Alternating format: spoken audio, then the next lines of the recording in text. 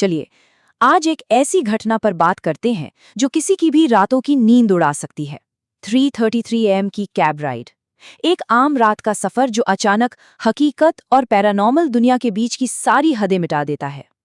हम इस पूरी कहानी को बिल्कुल पैसेंजर के यानी निशा के नजरिए से देखेंगे, शुरू से आखिर तक, कि आखिर उस रात हुआ क्या था।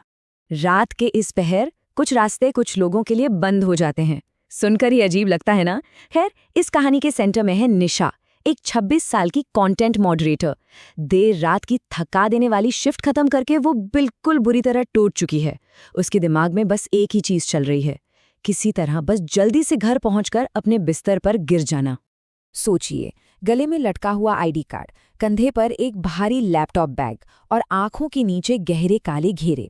निशा की ये शारीरिक और मानसिक थकान यहाँ समझना बहुत ज़रूरी है, क्योंकि ये वो वक्त होता है जब हमारा दिमाग लॉजिक नहीं लगाता, बस आराम चाहता है।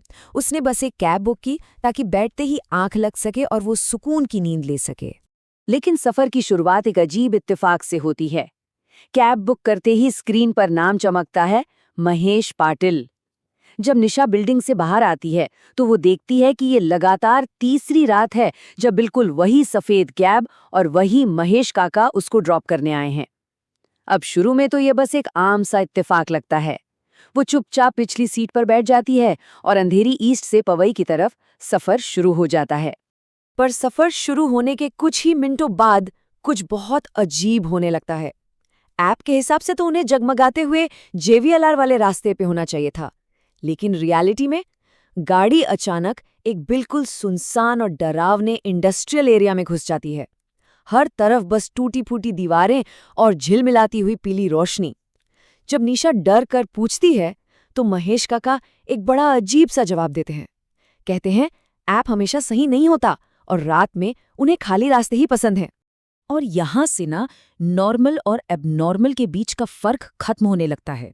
अचानक कार के रेडियो से एक बहुत चुभने वाली स्टैटिक की आवाज आती है और उसके तुरंत बाद ऑल इंडिया रेडियो का एक पुराना बुलेटिन बजने लगता है। पता है उसमें क्या तारीख बताई जा रही थी? 2 जुलाई 2012। एक पूरा दशक पुराना ब्रॉडकास्ट। इससे पहले कि निशा कुछ समझ पाती, महेश तुरंत रेडियो बंद कर देते हैं, ये कहते हुए कि रात में सन्नाटा ही ठीक है। ये वो छोटी सी घटना थी जिसने खौफ का बीज बो दिया था। डर तब और हावी होने लगता है जब कार थोड़ा आगे बढ़ती है। रास्ते में एक चमकता हुआ होर्डिंग दिखता है, साईं दरबार फैमिली रेस्टोरेंट 24/7। चलिए, कोई बात नहीं। लेकिन कई सारे मोड़ लेने के बाद ठीक वही होर्डिंग दोबारा सामने आ जाता है।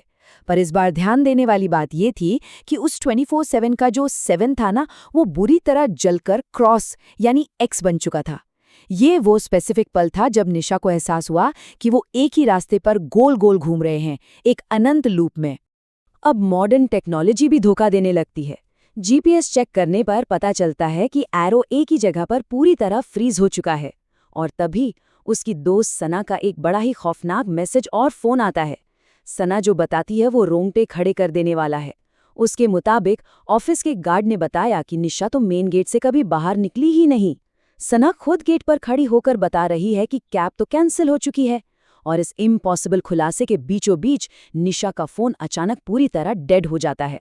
इस घने अंधेरे और पैनिक के बीच निशा के दिमाग में पुरानी ट्रिप हिस्ट्री की एक धुंधली सी याद आती है। ड्राइवर का नाम महेश पाटिल, तारीख 2 जुलाई, पर इस साल की नहीं, पिछले साल की।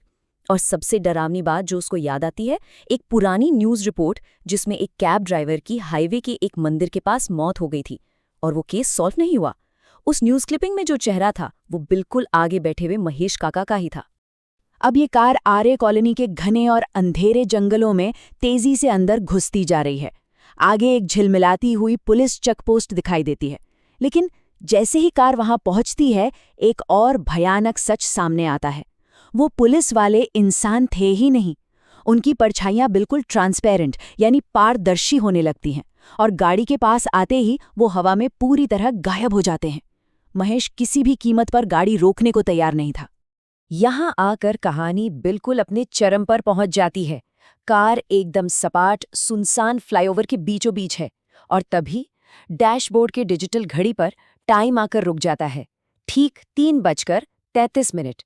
सेकंड्स के अंक चमक जरूर रहे हैं पर टाइम आगे नहीं बढ़ रहा। जैसे वक्त उसी एक पल में बुरी तरह थम गया हो। और इस मौत जैसे सन्नाटे में आखिरकार महेश की खामोशी टूटती है। बिना पीछे मुड़े वो एक खौफनाक सच कबूल करता है। ठीक 1 साल पहले इसी रात किसी ने पीछे से मेरी कार को टक्कर मारी थी। पैसेंजर तो भाग गया, वो अपना घर जाना चाहता था, लेकिन रास्ते में ही मारा गया। और तब से कभी-कभी कैब ऐप ग्लिच की वजह से उसका नाम दिखा देता है और वो इस खतरनाक स्पेक्ट्रल लूप में अपनी उस अधूरी राइड को पूरा करने की कोशिश करता रहता है। लेकिन असली डर की लहर तो तब दौड़ती है जब निशा की नज़र रियर व्यू मिरर पर जाती है। उस शीशे में दिखने वाला उसका अपना चेहरा बिल्कुल पीला पड़ चुका है। आंखों के नीचे गहरे काले घेरे और भी डरावने लग रहे हैं। पर सबसे बुरी चीज, उसकी गर्दन पर सीट बेल्ट के ठीक नीचे एक पतली खून जैसी लाल लकीर बन गई है। जब वो खुद को छूती है तो उसकी स्किन बर्फ जैसी ठंडी है। क्या इसका मतलब, क्या किसी तरह से निशा भी इस खौफनाक लूप का हिस्सा बन चुकी है? क्या वो खुद भी अब जिंदा नहीं है? बचने की एक आखिरी बेहद डेस्परेट कोशिश की जाती है, एक रिस्क लिया जाता है। निशा चिल्लाकर कार को वापस उसी हनुमान मंदिर की तरफ मोड़ने को कहती है जहां वो एक्सीडेंट हुआ था। वहां पहुंचते ही वो रात की ठंडी हवा में गाड़ी से बाहर छलांग लगा देती है और बिना कुछ सोचे समझे अपनी पूरी ताकत से मंदिर की घंटी बजाती है और ऊपर वाले से इस मौत की लूप से आज़ादी की भीख मांगती है। और अचानक बिल्कुल पिन ड्रॉप साइलेंस। घंटी की आवाज के साथ ही निशा की आंखें खुलती हैं। अब वहां कोई कैब नहीं है, कोई अंधेरी सड़क नहीं है। वो अपने ऑफिस की बेंच पर लेटी हुई है। बैग उसके पास रखा है, फोन डेड नहीं है बल्कि फुली चार्ज्ड है और टाइम हो रहा है 2:59 AM। सामने गार्ड और उसकी दोस्त सना खड़े हैं, जो हैरानी से बता रहे हैं कि निशा तो कभी गेट से बाहर निकली ही नहीं थी। तो क्या ये सब सिर्फ उसकी थकान और एक बुरा सपना था? बात इतनी सिंपल नहीं है। जब वो डरते डरते अपना फोन चेक करती है तो ऐप हिस्ट्री में सच में उसी ड्राइवर महेश पाटिल का नाम है और राइड कैंसिल्ड लिखा है। पर सबसे अजीब बात, महेश पाटिल का स्टेटस अभी भी ऑनलाइन नाउ दिखा रहा है। और कहानी का सबसे बड़ा झटका तब लगता है जब फोन की गैलरी में एक बिल्कुल नई रहस्यमयी तस्वीर मिलती है। ध्यान से सुनिएगा, ये तस्वीर कार की पिछली सीट से ली गई है।